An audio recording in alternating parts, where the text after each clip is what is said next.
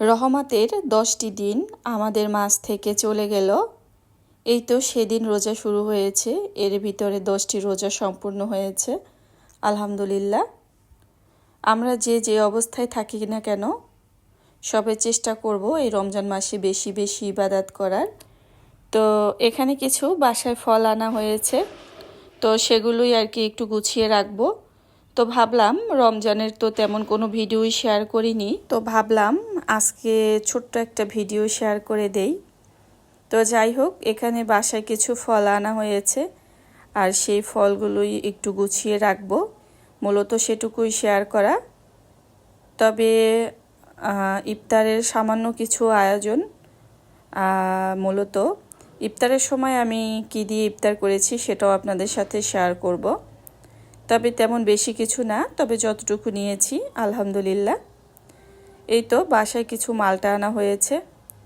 আর এখন কিন্তু অনেকেই অনেক সচেতন, সেটা হচ্ছে দেখা যায় সারাদিন রোজা রাখার পরে কম বেশি সবাই চেষ্টা করে যে শরবত বা ফল এই টাইপের খাবারগুলো বেশি খাবার। তেলে ভাজা খাবারও খাওয়া হয়, যেহেতু আমরা বাঙালি কম বেশি সবাই এগুলো খাই, সেটাও খাওয়া হয়। তবে সবার আগে কিন্তু এরকম বিভিন্ন রকমের ফল বা শরবত এগুলো দিয়েই কিন্তু শুরুতে আসলে খাওয়া হয় এগুলো। তো যার যেরকম সামর্থ্য আছে সে সেভাবেই খাবে। আর এই তো এর পাশাপাশি এখানে কিছু আপেলও নিয়ে আসা হয়েছে। তো আমি একটু সাজিয়ে রাখছি, আর দেখতে কিন্তু মাশাআল্লাহ ভীষণ ভালো লাগছিল, মনে হচ্ছিল নিজের চোখ জুড়িয়ে যাচ্ছে এমন একটা ব্যাপার। তো এখানে আনারও আনা হয়েছে, আনারটা একটু কম আনতে বলেছি, কারণ ওটা আসলে তেমন একটা খাওয়া হয় না। তবে এটা কিন্তু আমার ভীষণ পছন্দ। আর দেখা যায় আমি তেমন কোনো ফলই খাই না, কারণ সামনে যখন চোখের সামনে পড়ে তখন খাওয়া হয়, এছাড়া না। আর আনতে বলেছি যেহেতু বাসায় একটু ভাবতেছি ফালুদা করব, আর জিসানের বাবা ওই ফালুদা খেতে ভীষণ পছন্দ করেন, তো এই জন্য বলেছি নিয়ে আসতে, অল্প করে নিয়ে এসো। আর এখানে কিছু আঙুর নিয়ে আসা হয়েছে, আর এটাও আমি বলেছিলাম আঙুরটা নিয়ে আসতে, বেশ অনেক দিন হয়েছে খাওয়া হয় না, তো যার কারণে নিয়ে আসা। তো যাই হোক, এগুলো আমি এখান থেকে কিছু রাখবো আর কিছুটা ফ্রিজে রাখবো। তো দেখা যায় সবগুলো ফল যদি একসাথে বের করে রাখি তাহলে কিন্তু এগুলো আসলে ভালো থাকবে না। তো যাই হোক, এখন কিন্তু দেখা যায় সারাদিন রোজা রাখার পরে কম বেশি ফলগুলোই খাওয়া হয়।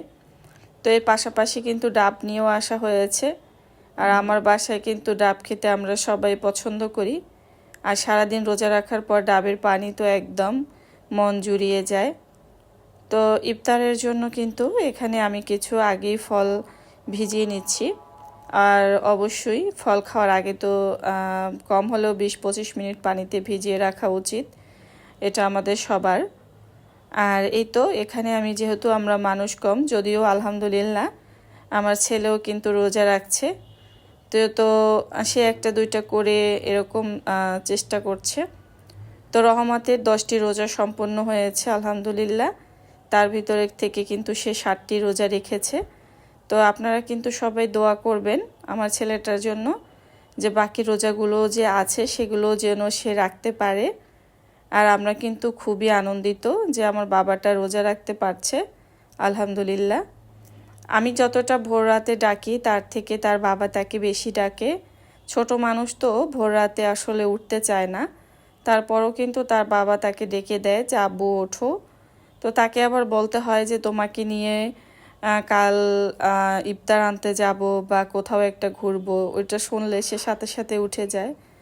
আর এই তো একটু অল্প অল্প করে ভাজাভাজি রয়েছে, যেহেতু ছেলে রোজা রাখছে, যদিও ওগুলো বাহির থেকে আনা। আর এখানে আমি একটা শরবত করেছি, এখানে রয়েছে, এটা কোনো রুয়াবজা দেইনি, এটা হচ্ছে বিট দিয়ে যে শরবতটা তৈরি করা হয়, বিটের জুস। তো এখানে বিটের যে পাউডার ওটা আমি শুকিয়ে রেখেছি, এবং সেই সাথে ভুসি, তোকমা, এগুলো দিয়ে একটা শরবত তৈরি করেছি, আর এটা খুবই স্বাস্থ্যকর। তো সারাদিন রোজা রাখার পর আমরা চেষ্টা করব যার যার সাধ্য অনুযায়ী যে কোনো ধরনের ফল হতে পারে বা শরবত হতে পারে, তরল জাতীয় খাবারটা বেশি খাওয়ার চেষ্টা করব।